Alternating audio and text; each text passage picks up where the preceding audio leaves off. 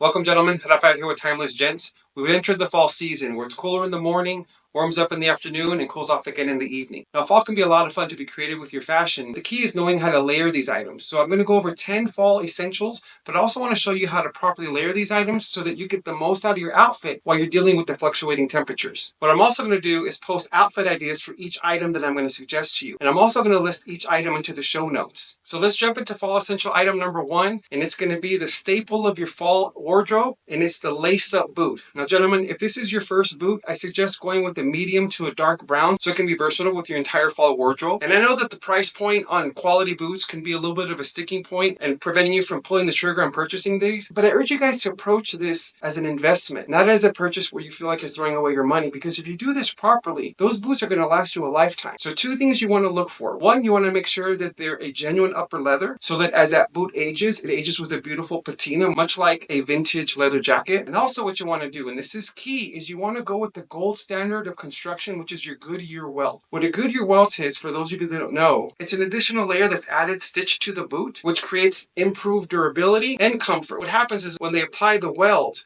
there's a space that needs to be filled, and what they do is fill it with a granulated cork. So over time, the boot ends up forming to your foot. So they're very comfortable and very durable. And what's nice is when it's time to replace those boots, instead of having to replace the entire boot, you take the boot to a reputable cobbler, and they'll be able to replace the sole instead of having to replace the entire boot. The boots that I'm going to recommend to you are from Thursday Boot Company, and it's their Captain. You get the best of both worlds with Thursday boots. You get the quality, you get it at a good price point. Like I said, I know that these boots can be really expensive. What's nice about Thursday boots, these boots themselves are $199.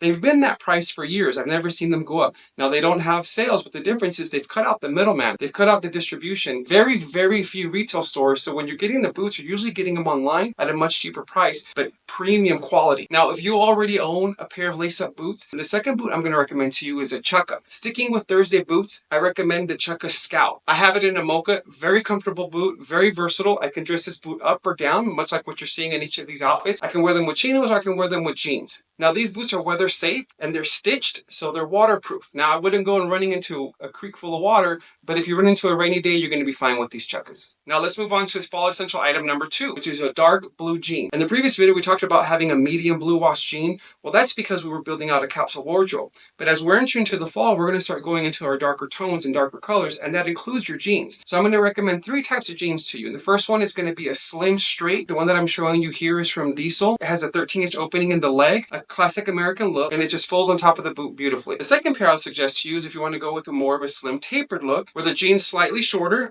still a little bit of a cuff, but now you're showing the entire beauty of the boot. It gives it a nice little touch. And then the third jean I'm going to recommend, staying with the slim straight or slim tapered, is going to be more of a dressed up jean. It's going to be a little bit darker. So anytime your jeans are slightly darker with no distressing, you can elevate that jean and you can dress it up just a little bit more like you see in this video. Sticking with pants and moving on to essential item number 3, and it's going to be your chinos. Now, in the spring and summer, you're wearing chinos, but you're generally wearing a lighter fabric and a lighter color. Moving on to fall, you want the colors to be a little bit more of neutral dark colors, as well as a little bit of a thicker fabric so that you can combat with the cooler weather. Moving on to item number 4, sticking with pants, and it's going to be your wool trousers. What's nice about the wool trousers is that it gives you a little bit of an alternative and a variety. Instead of always having to reach for jeans or chinos, get yourself a nice pair of wool trousers. Sticking with the fall colors, you can do taupe, charcoal, gray, or blue. Now, I generally wouldn't wear lace-up boots or chukkas with your wool trousers.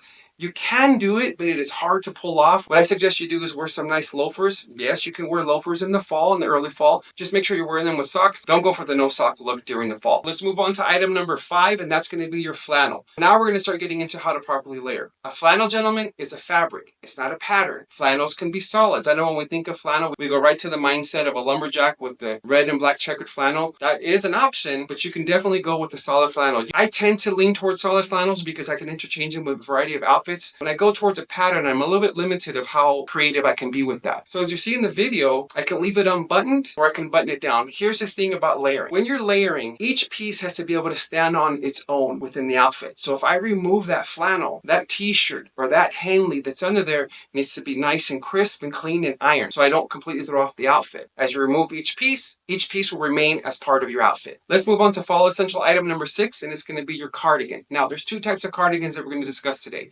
You're going to have your shawl cardigan, which is the one that's going to have a thicker lapel. Usually with your shawl cardigans, it's going to be your most outer layer of your outfit. It's really tough to pull off a blazer or sport coat on top of a shawl cardigan, so usually that's going to be your last piece. In my opinion, it looks best unbuttoned. It kind of creates an illusion of a sport coat or a light jacket. The other type of cardigan is going to be a flat cardigan without a lapel. Now those can be your middle layering pieces of your outfit. If you look in this video, I put it over a dress shirt and under a blazer. If I remove the blazer in the middle of the day because it warmed up, that cardigan is going to be able to stand on its own in the outfit. Also, if I remove the cardigan, that shirt is going to stand on its own as well. Now for fall essential item number 7, let's stick with the sweater family. It's your crew neck sweater.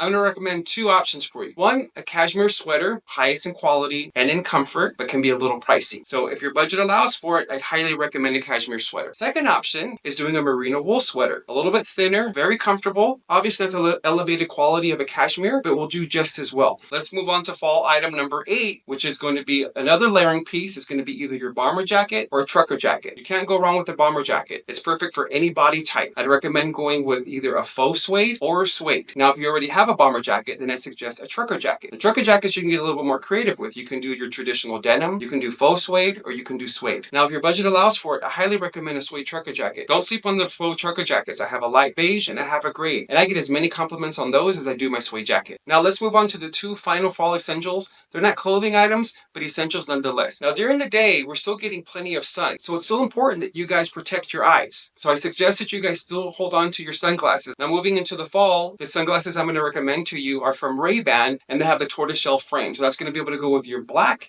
and your brown outfits. Now we reached item number 10. And the last thing I'm going to recommend to you, and I'm always going to recommend when anytime we're building out some type of wardrobe, is your scent. So now we're going to go into your fall scents. You're going to want to look for your darker notes. You're going to look for notes like cinnamon, cognac, brandy, rum, vanilla, nutmeg, oud, anything that sounds a little bit on the darker side. But now you want to separate these two. You want to always have 2 scents. You want to have a day scent and you want to have an evening scent. Your day scent is a little bit lighter than your evening scent. Evening scent is going to be a little bit bolder. Picture that for your date night. That's it, gentlemen. Those are the 10 fall essentials every man should own in their wardrobe or as their accessories and scents. Now in the next video, I'm going to share my shopping experience at Suit Supply in Austin, and I'm going to give you an honest review if Suit Supply is still worth it. This is going to be a fun one. Stay tuned and see you in the next one.